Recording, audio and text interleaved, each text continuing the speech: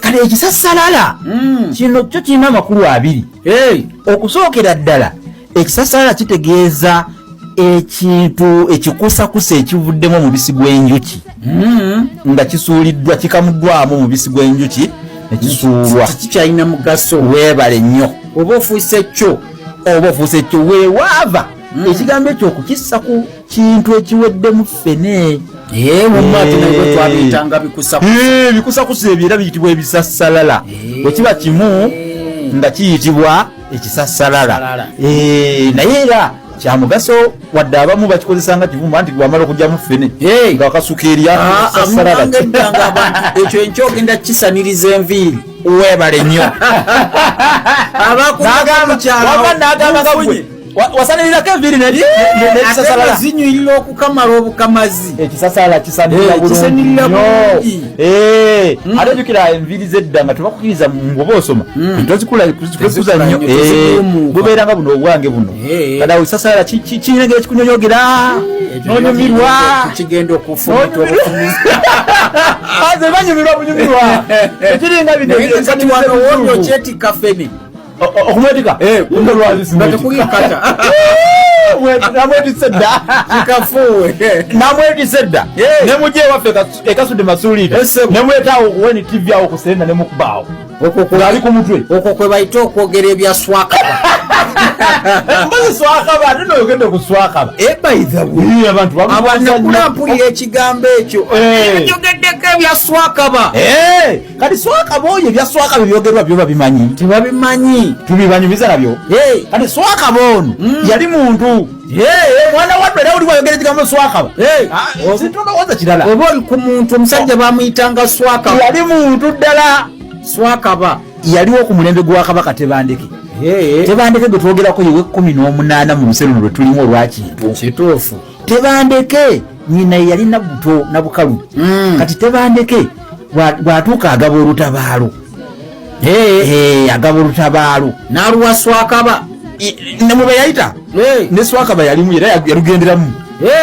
kati bwalugenderamu balwayo nnyo. Lwalwawo okukomawo lwalwawo okukomekerezebwa okudda. Waka swakaba yaleseeyo ani? Talina mukazi enjwa gibeeramu bwomu. Bwomu ate nga kifulukwa kiri awo. Kifulukwa naye ate bwe kiyitanga kifulukwa naye ye yali agirabanga nnyo matiribona ng'agiyita matiribona emwewanyisa. Ku kyalo wonna konna nga bagamba bagala bakyabanga kifulukwa naye nga yagiyita wano wewange kino nakyo kituwa ekyokuyiga kange kakira kaffe otyo kange kakira kaffe munnange ate akatono akako kasingedde neddwadde munnange olutalo lwakomawo swakaba nga atandika kuwaayiriza olwazze waka akomyewo waka asangawo ki yagamba abantu nti abaana b'abaliraanwa be babadde nga bazanyira mu nnyumba ye waatabadde kuba yabukwata lubona ate jjukira mu nju eyo mu kifulukwa yalekamu n'ebyokulya walumiriza nti kirabika bazadde b'abaana bano bebeekobana n'abaana ne balya emmere babatuma mubbe ebintu byatuka ku kabaka ate omutabazi tali mu kulumiriza kabaka n'ayita swakaba Tebandeke amuyisa muze wali jangu obituulemu gwe wabyogedde. Luli yali agamba abaana bwe yatuuka ewa kabaka yagamba bazadde b'abaana be bagenze ne bali mmere mu nju yange. Babadde nga bagenda mu nju yange ne bali mmere. Kabaka yabiwulira n'agamba omusajja wange yatabadde yagamba kansooke ntuukeyo yasitukiramu.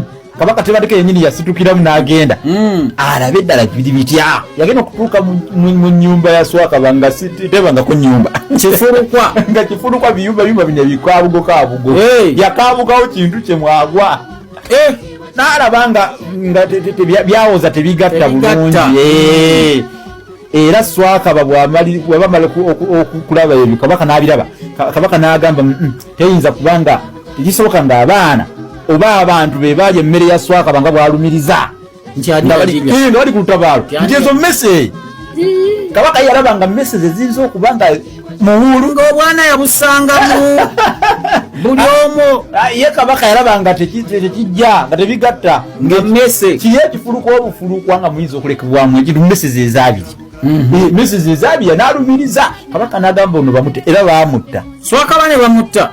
Omusajja yagenda n'atabaala. Era okuva olwo nga bagamba nti toyogere ebya Swakaba bijja kukussa nga bwe yafa. Kwegamba abantu ne batandika okutya okulimba kabaka.